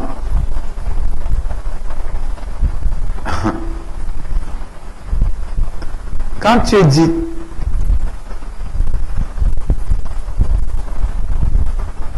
tyranniser veut dire ceci. Tyranniser veut dire attendez, je vais trouver. Oui, pendant que l'homme de Dieu... Tyranniser veut dire mater, écraser, ne pas laisser une personne donner son avis. Ça veut dire que tu ne demandes pas l'avis de quelqu'un, la vie des autres, de celui que tu demandes, ne compte pas. C'est ce qui te plaît, c'est ce qui te fait plaisir que tu fais. Or, dominer, c'est régner. Régner, ça veut dire, c'est gérer une personne, lui donner le bien-être. Gérer, est-ce que si on te demande de gérer l'argent, ça veut dire que tu pars déchirer l'argent, tu mets ça dans le feu? Hein? Non. Ça veut dire que tu utilises l'argent pour abonner cela. Donc vraiment, la domination que Dieu donne ici, c'est aux enfants de Dieu même. Ce n'est même pas aux enfants qui ne sont pas les enfants de Dieu, aux fils de Dieu. Parce que Dieu a créé ses enfants pour lui obéir. Dieu n'a pas créé quelqu'un pour ne pas lui obéir. Alors c'est pour cela que tous ceux qui obéissent à Dieu, tous ceux qui sont enfants de Dieu, doivent dominer, doivent gérer. La domination, dans toutes les questions, c'est un synonyme de gestion. Ce n'est pas synonyme d'écrasement, comment on appelle, de sacrifier les autres pour qu'on soit. C'est ça. Alors, homme de Dieu, merci pour cette explication. Nous revenons, parce que nous allons prendre ce temps, nous revenons à ce que vous avez dit tout à l'heure, vos 70 jours de jeune homme de Dieu. Ce n'est pas donné, ce n'est pas un homme normal qui peut emprunter ce chemin. Moïse, vous l'avez dit, Moïse lui-même a fait 80 jours. Jésus-Christ nous a fait 40 jours, parce que les 80 jours de Moïse c'était d'abord 40 jours. Après, il est revenu, le Seigneur lui a dit, tu dois encore aller repartir, faire 40 jours. Homme de Dieu, c'est une ordonnance, un défi, ou alors vous êtes toujours dans la destruction des mauvaises fondations pour bâtir les nouvelles, puisque vous savez d'où vous sortez, vous le dites tous les jours ici sur les chaînes de télévision. Oui, vraiment, ce n'est pas les éloges que je me jette, ce n'est même pas avec ma chair, ni avec ma puissance, ni même avec ma force, mais c'est un vœu que j'ai fait à l'Éternel et il m'a accordé cette force-là. Il m'a accordé cette force d'être devant sa présence pendant un bon bout de temps. Et cette année, j'avais 40 jours, j'ai toujours l'habitude de faire 40 jours. Arrivé au terme des 40 jours, il a dit que je continue sur 30 jours encore. Je suis son instrument. Je ne peux pas désobéir à ses ordres. Et j'ai continué, c'est pourquoi il me maintient là où je suis. Donc, voilà, en quelque sorte, les gens qui peuvent me voir connaissent comment je suis souvent et peuvent me voir maintenant comment je suis. Donc, il y a ça. Il y a aussi que lorsque j'ai regardé mes fondations, moi-même, là où je sors, j'ai trouvé qu'elles étaient très mauvaises. Et je ne savais pas faire pour essayer de dire à Dieu, je sais que nous avons péché, comment je peux demander pardon pour mes ascendants. Et ce que moi-même j'ai fait, c'est dit, je donne comme sacrifice de culpabilité mon corps pendant, je m'abstiens pendant 40 jours. Et voici la deuxième fois qu'il me dit, tu vas faire 70 jours. J'ai déjà fait depuis près de 12 ans aujourd'hui. Pendant près de 13 ans, 14 ans, oui. J'ai déjà fait 70 jours 2 fois. Donc, voici la deuxième fois que je fais. Vous êtes à 57 jours. Je suis à 57 jours. Là où je suis en train de parler, c'est la force de Dieu qui me maintient. Alors vous êtes rempli de puissance, comme on dit le plus souvent, lorsque Jésus-Christ lui-même, lorsqu'il était dans le jeûne, lorsqu'il est sorti de là, il était rempli de puissance. Et de même, Moïse. Il y a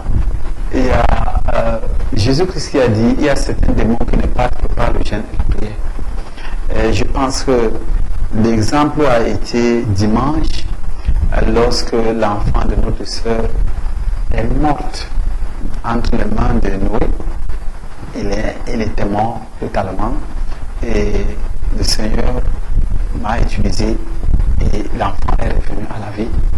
Je pense que les gens qui ne croyaient pas ont finalement cru que Dieu utilise encore à cette dimension-là. Alors, homme de Dieu, nous restons toujours dans cette thématique, nous sommes toujours dans l'héritage et l'héritier.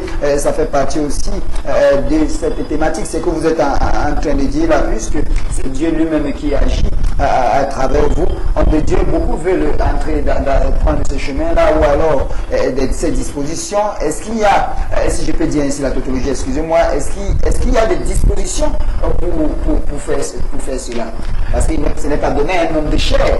Non, je voudrais conseiller aux gens de ne pas aller avec la chair ou par imitation. Non, quand vous entendez que les gens meurent dans les gènes, c'est lorsque tu pars pour imiter l'autre a fait ceci, moi je vais faire plus que lui ou je vais faire comme lui. C'est pas bien de le faire. Si tu entends la voix de Dieu, t'envoyer dans ce chemin, c'est bien, parce que le jeûne a plusieurs intérêts, plusieurs avantages. Ça amène l'homme à tenir son corps en bride, donc à maîtriser son corps, même face à une tentation. Lorsque tu jeûnes régulièrement, tu ne tombes pas dans n'importe quelle tentation. D'abord, dans le point de vue physique, c'est ça. Et dans le point de vue spirituel, vous savez, la chair a le désir que l'esprit n'a pas. Et les désirs de la chair sont connus selon Galates 5, à partir du verset 19 à 20, vous allez comprendre les désirs de la chair et ceux de l'esprit. Alors, à ce niveau, lorsque tu manges bien, la chair est bien, mais l'esprit ne mange pas la nourriture que la chair mange.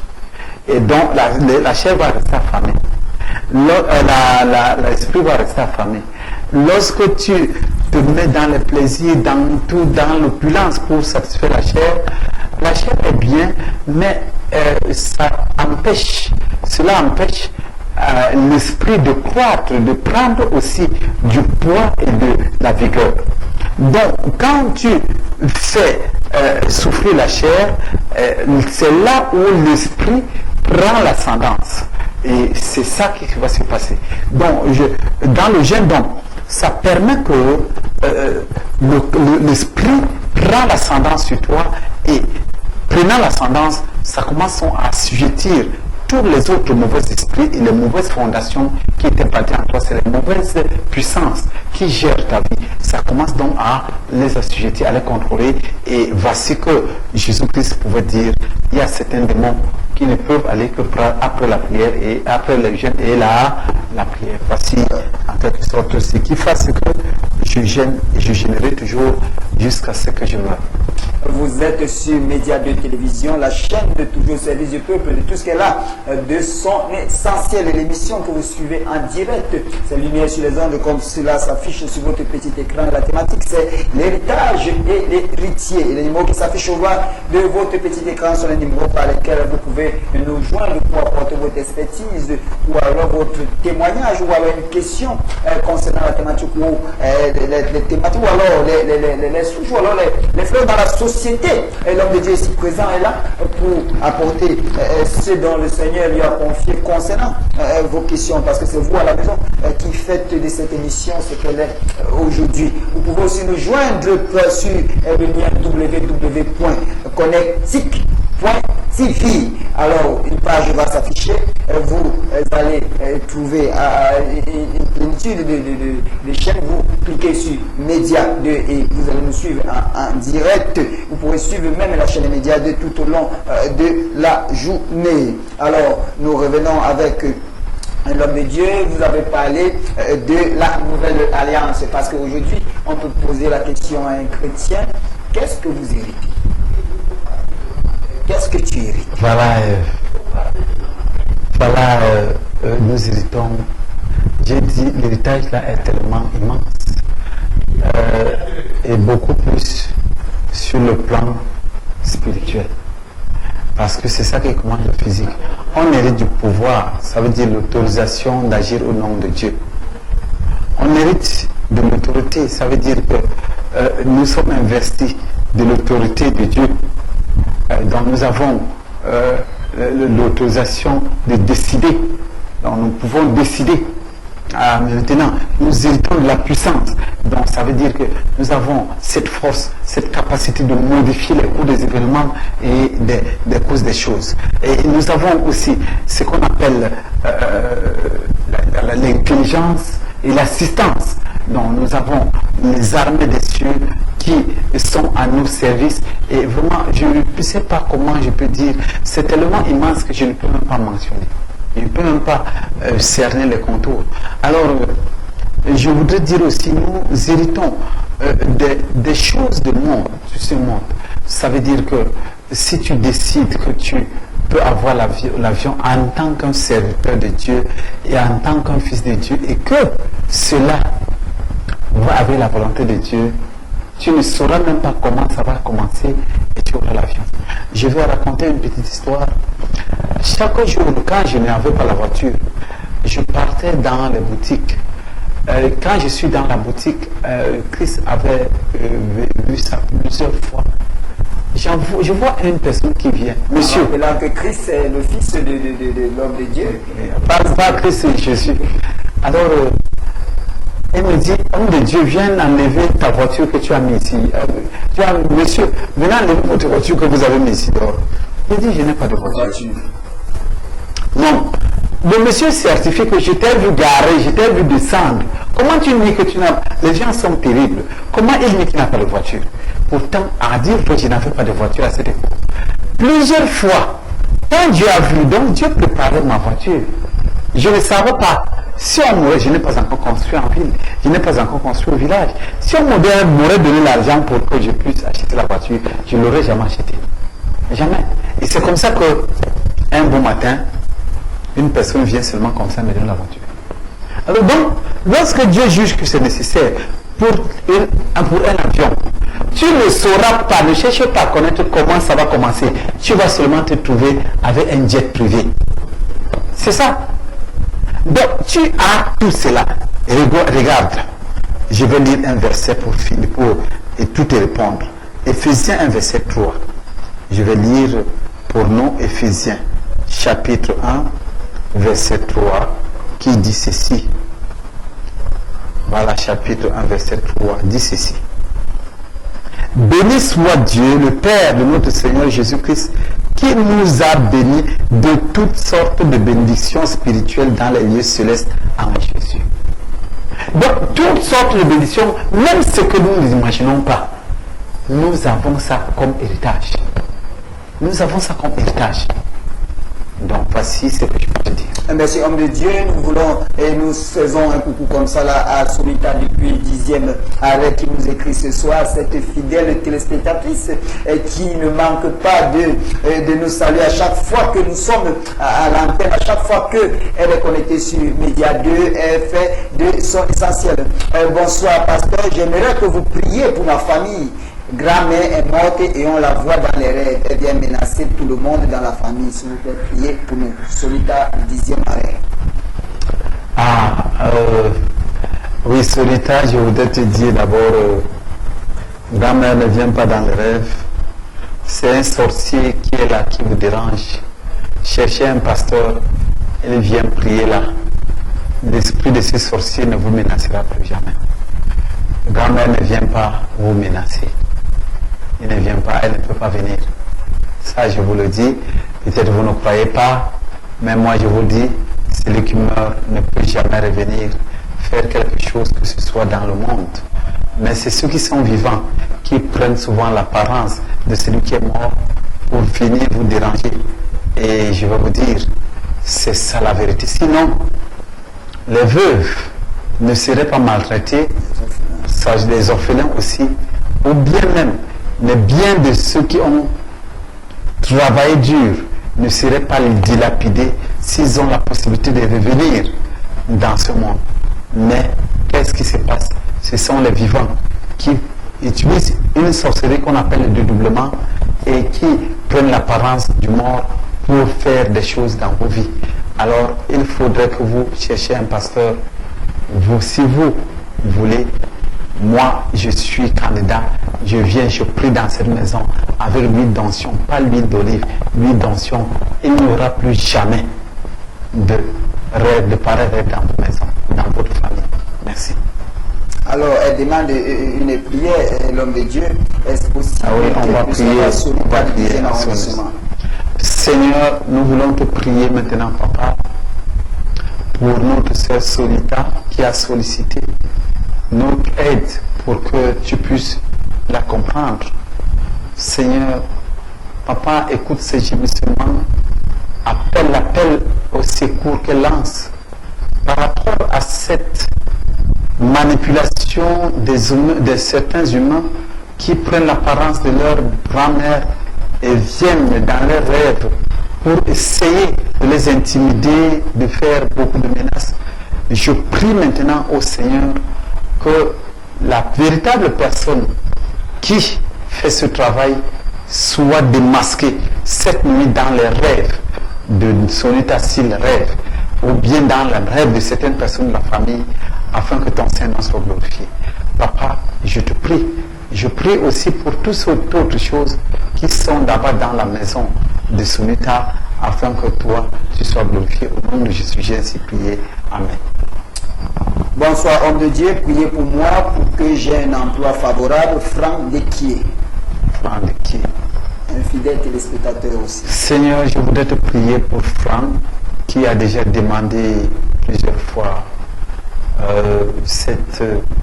qui a déjà posé plusieurs fois cette demande sur ta table. Seigneur, montre-toi favorable à Franck. Papa, trouve-lui un emploi favorable et qu'il puisse travailler et témoigner tes bontés dans la grande assemblée et que les gens le prennent comme modèle de foi et d'appel au secours. Seigneur, je te dis merci parce que tu es juste fidèle. Au nom de Jésus, j'ai ainsi prié. Amen. Oui, nous rappelons que nous sommes sur Média de télévision et nous sommes en direct à travers cette émission Lumière sur les ondes, cette chaîne, cette clinique spirituelle et sociale qui aujourd'hui déverse dans les veines de la société cette thématique, l'héritage et l'héritier. Parlant de cela aujourd'hui, nous sommes dans un domaine, l'héritage dont le testateur est encore vivant, Jésus-Christ lui-même, parce que les gens se posent des questions là dehors. Vous êtes des pasteurs, vous êtes des grands hommes, vous êtes bergers du ministère, vous êtes des enfants de Dieu, mais pourtant vous êtes toujours dominants alors que vous avez toute la puissance, le pouvoir. Aujourd'hui, nous comprenons qu'il y a quelqu'un qui détient ce pouvoir, cette puissance, cette capacité, ce pouvoir était donné. Alors, chacun l'utiliserait à ses propres comptes. Et comme le testateur est encore vivant, il ne peut même pas que cela soit fait comme nous voulons. Homme de Dieu, aujourd'hui vous êtes président d'un parti politique. Parce que nous restons dans l'héritage de l'héritier. En parlant de la nouvelle alliance qui est donnée dans Matthieu 1, si je me réfère bien, nous héritons de deux domaines, le domaine sacerdotal et le domaine royal. Oui. Alors, aujourd'hui, on parle plus du domaine sacerdotal. On oublie le domaine royal. Alors, le Seigneur vous a révélé quelque chose, cette vision que vous avez. Dans l'enfant de Dieu à la prise de décision. Oui, c'est ça, c'est la vision que j'ai. Tout ce que le Seigneur m'a envoyé faire sur cette terre, c'est ça. Amener les enfants de Dieu à connaître que c'est la décision. Alors, vraiment, notre parti est vraiment un parti qui... En rappelant toujours que nous sommes dans la même thématique, l'héritage. C'est ça. C'est la politique fait partie de l'héritage. C'est la gestion des affaires communes. C'est l'héritage, c'est la gestion. Vous savez, quand je parle de la politique, beaucoup peut-être sont en train de zapper même quel est ce pasteur qui parle de la politique. C'est parce que je pense que ils sont encore, n'ont pas encore reçu la révélation de ce qu'est un enfant de Dieu. J'ai dit que les gens lisent et qu'ils me commentent le verset, ce qu'ils entendent par généalogie de Jésus-Christ, fils de David, fils d'Abraham, dans Matthieu 1, verset 1, qu'on me dise ce qu'on entend par là. Et les gens, beaucoup ne vont pas comprendre ce verset. Alors, ce verset voudrait simplement dire que Jésus-Christ est venu nous donner l'alliance, la nouvelle alliance qui est l'alliance de domination. Je voudrais dire que les gens lisent aussi Daniel 7. Daniel 7, ils vont comprendre comment Dieu domine, comment Dieu a dominé et comment Dieu dominera. C'est ça. Et par qui Dieu domine? Il domine par ses enfants, il agit par ses enfants, et il gère par ses enfants. Donc, il a fait l'alliance avec David, l'alliance royale et l'alliance avec Abraham. Si vous partez voir, on ne peut pas dire David et Abraham laissant Joseph. Le verset ne fait pas mention de Joseph là, mais ça fait mention de David et d'Abraham. C'est les deux qui ont reçu l'alliance, les deux parties d'alliance qui formaient l'alliance, la nouvelle alliance. Donc, là, je voudrais dire, dans notre parti, nous avons des choses qui transforment, qui démontrent comment on transforme la société. Le problème, c'est que, comme ce sont des choses tellement grandioses, les gens se disent qu'on sert du bluff. Et quand on démontre ça, les gens sont flattés, ils veulent qu'on leur donne tous les détails. Bon, mais là, j'ai demandé plusieurs fois de donner ça. Avant de créer le parti, j'ai demandé plusieurs fois de rencontrer le président et de lui donner ça. Parce que je ne voulais pas faire un parti politique, je voulais aider. Mais je vais aider le Cameroun et la sous-région avec la révélation là qui va transformer le Cameroun en quelques clics, qui va transformer le monde en quelques clics. Donc, à quelques instants, vraiment, quand nous parlons comme ça, les gens peuvent croire que non, c'est comme ça tous les hommes politiques. Mais ce sont des choses tellement grandioses. Nous n'avons pas besoin de prêter l'argent à l'étranger pour faire des choses ici au Cameroun. Non, nous n'avons pas besoin. Ça, je le dis, nous n'avons pas besoin. Il y a des mécanismes que les gens vont... C'est eux, les gens qui vont venir même donner l'argent. Sans prêter, il y a des mécanismes. Donc, que le Seigneur a révélé. Donc, vraiment, ce sont des choses... quand je parle même, je ne voudrais même pas parler de la politique comme ça. Je ne veux pas parler. Quand je viens ici, je viens bien parler des affaires sacerdotales, mais ça aussi, ça fait partie de ça. Mais puisque on ça fait partie de l'héritage. Je voudrais dire, il n'y a pas un parti qui est entreprise. Or, la gestion, les gens apprennent la gestion, la science de la gestion pour gérer les entreprises. Alors, si nous sommes les gérants, nous devons être dans une entreprise. Dans le parti que je dirige, qu'on appelle UPDC, tout le monde est supposé être employé et reçoit un salaire. Ça n'a jamais existé dans le monde. Le parti ne paye pas les gens. Mais chez nous, le parti doit payer les gens. Et les mécanismes d'acquisition de ces fonds, c'est ça que les gens cherchent. Et jusqu'ici, la machine n'est pas encore mise en marche. Nous sommes encore en train d'installer le parti dans la République. Mais, homme de Dieu, une question se soulève à ce point-là, parce que quand on remarque avec le nombre d'enfants de Dieu qu'on a au Cameroun, on est toujours en train de pleurer. On est toujours en train de pleurer, c'est que on a fermé les autorisations comme en France en 1901, quand le député Combe demande qu'on ne donne plus les autorisations aux églises. C'est ce qui s'est passé ici. Et aujourd'hui, aucune autorisation à l'église ne sort. Juste parce que les nôtres ne sont pas là pour décider. Et ceux qui décident sont en faveur, sont en défaveur, se rigent contre nous. Donc, aujourd'hui, on doit faire des mains et des pieds pour pouvoir prêcher l'évangile. On doit faire des choses qu'on ne devrait pas faire. Et c'est ça. Donc, vraiment, nous avons tellement de choses qui demandent vraiment l'implication des enfants de Dieu. Nous avons ici, tout le monde, ce n'est plus un secret pour personne. Quand un concours est organisé, il faut que tu aies quelqu'un quelque part pour que tu puisses avoir un concours. Je veux dire, nous sommes dans un état laïque, mais qu'est-ce que l'appartenance à une religion vient chercher dans les formulaires des dossiers, les hôpitaux? Ça vient chercher quoi? Mais nous sommes, les gens ne savent pas. Ils sont en train de voir. Et quand tu parles, même tu reçois à l'oral, il y en a dont tu as reçu. Je veux dire, ces gens qui ont même enregistré et on te demande à quelqu'un qui est ton parrain. À l'oral, qui est ton parrain? Voilà, vraiment.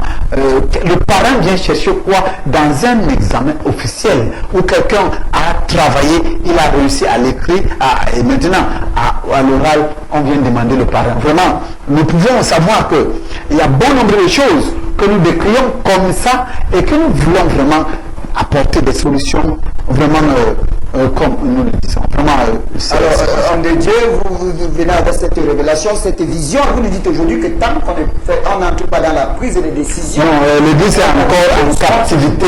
Je dis l'église physique est en captivité. Ça, je le dis, ça n'engage que moi. Si les gens veulent que je le prouve, je vais le prouver. L'église physique est en captivité. Je veux dire, je sais pas vraiment, je parle comme ça. Bref, il y a un prélat, un grand prélat qui a été tué ici. Je pense que si c'était un gouverneur qui aurait été tué, on saurait aujourd'hui qu'il a tué. Nous sommes nous savons, aujourd'hui la technologie a vraiment évolué. On ne pouvait pas tuer un gouverneur ni un ministre dans ce pays et que jusqu'à aujourd'hui on ne sait pas qui a tué. Jusqu'ici, les trucs sont encore comme ça. On dit il s'est suicidé, un prélat qui s'est suicidé. Non, ça démontre que l'église est en captivité. Et même l'église, la congrégation qui a essayé de voir qui a tué le prélat, est restée bouche bée. Et jusqu'ici, les chrétiens, les disciples de Christ sont au désarroi. Personne ne sait ce qui s'est passé avec Monseigneur Bala. On ne sait pas. Tout simplement parce que l'église est en captivité. L'église ne peut pas parler. L'église ne peut pas parler. Donc vraiment, je sais de dire ce que je pense. Vraiment, c'est un peu difficile. C'est difficile. Il faudrait que les disciples de Christ pensent qu'il faut qu'ils intègrent les cercles de décision. Ça, vraiment, je pense que c'est la vérité. Pourtant, dans Matthieu 1, verset 1, comme vous l'avez ici mentionné, nous héritons d'un héritage royal de David. Quand on parle de la royauté, on parle de la présidence. De la présidence. Alors, les enfants de Dieu doivent entrer dans les prises de décision. Dans les prises de décision, partant de la chefferie traditionnelle jusqu'à la présidence de la République, dans les présidents de la République de tout le monde entier. Alors, ça, c'est une vision mondiale, ce n'est pas une vision nationale. Nous allons revenir, nous prenons ce SMS directement de Jules depuis Soir. Bonsoir, homme de Dieu. J'ai une question. On dit Jésus détient tous nos biens. Comment se fait-il que les sorciers peuvent encore prendre? Que faut-il faire? Croire que c'est lui qui détient ou se dire que le sorcier bloque? Comment? Par exemple, l'emploi. Mais nous avons à l'église pour faire les délivrances pour que le sorcier lâche l'emploi bloqué. Merci. Ouais. C'est Jules de Soir. Jules, je voudrais te dire, frère, tu as posé une question tellement brillante. Je vous ai dit, il y a des stades. Ce n'est pas tous ceux qui viennent à l'église qui sont enfants de Dieu, qui sont même déjà enfants de Dieu. Et quand on est enfant de Dieu, on peut gérer tes biens. Et ce n'est pas tout le monde qui est fils. C'est là, je voudrais dire, je prends un exemple. Si quelqu'un meurt et laisse un enfant de 2 ans, voilà, l'enfant là va demander, il va supplier sur ce qui lui appartient, non? Il va aller demander à quelqu'un, au gérant, pardon, donne-moi. Si le gérant ne veut pas donner, n'est-ce pas, il va aller demander à une autre personne là-bas, à une autre personne là-bas à côté, pardon, dis au gérant de venir, de lâcher mes biens. C'est ça, non? Voilà, donc, Satan n'est pas plus fort que Dieu, mais écoutez ce que Jésus-Christ dit dans Luc 11, verset 24. Luc 11, verset 24 dit ceci. Luc, chapitre 11, verset 24, il est écrit: lorsqu'un esprit impur est sorti d'un corps, il va dans les lieux arides pour chercher du repos. N'en trouvant point, il dit: je retournerai dans ma maison d'où je suis sorti. Et quand il y arrive, il la trouve balayée ornée. Alors il s'en va et il prend 7 autres démons plus méchants que lui. Ils entrent dans la maison et s'y établissent. Et la dernière condition de cet homme est pire que la première. Voilà, je voudrais dire ceci. Si Jésus le dit, ça veut dire que lorsque tu ne connais pas tes devoirs, tes droits, n'est-ce pas, même un petit policier, même le policier n'est pas petit, un policier en passant même comme ça va t'inquiéter, non? Tu ne connais pas tes droits, ça veut dire que tu n'es pas un vrai citoyen. Alors c'est lui qui, moi, je ne sais pas si on peut m'amener dans une délivrance. On me délivre, hein? Je ne sais pas. Peut-être, mais je ne pense pas qu'on peut encore me délivrer dans une délivrance. Je ne pense pas. Ou encore, on peut encore me jeter un sort pour qu'on aille me délivrer. Ça, je le dis à tous ceux qui veulent entendre. Oui. Je demande si quelqu'un veut encore, si quelqu'un demande, on peut donner un sort. Alors, on vous appelle, comment vous appelez d'où?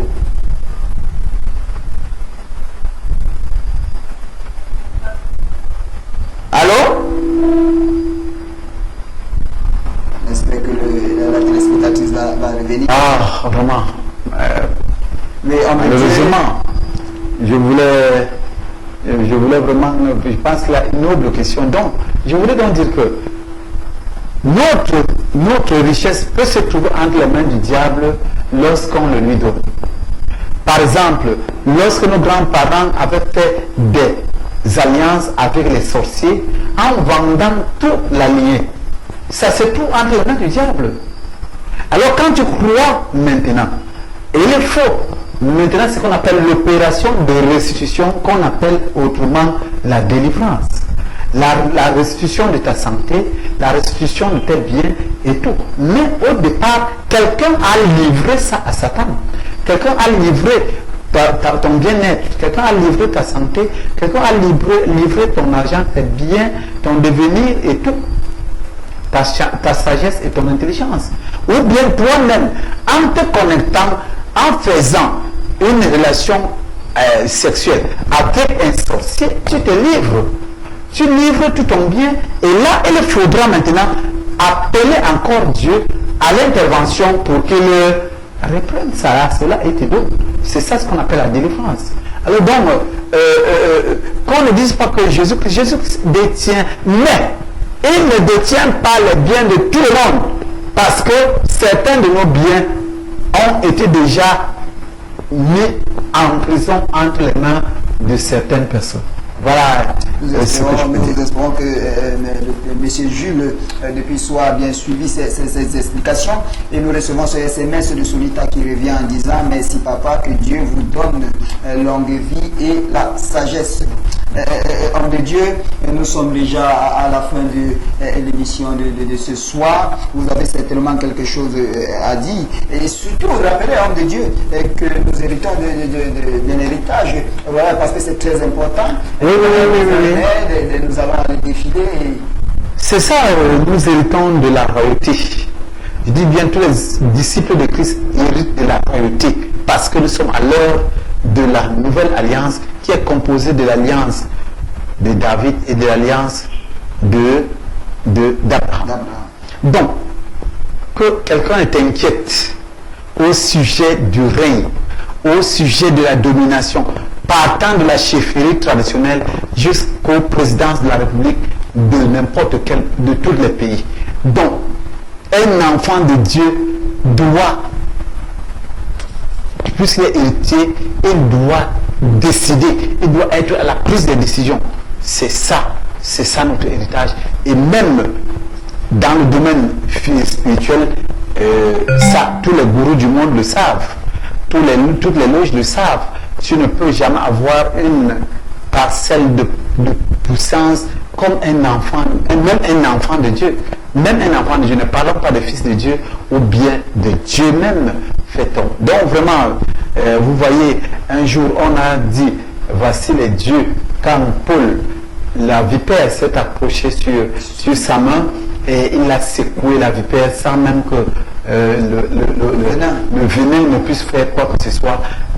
Les habitants de ces lieux ont appelé les dieux sur terre. Quand tu arrives à un certain niveau de foi, de relation avec Dieu, tu peux maintenant faire comme Dieu. Rien ne devient dangereux pour toi. Merci.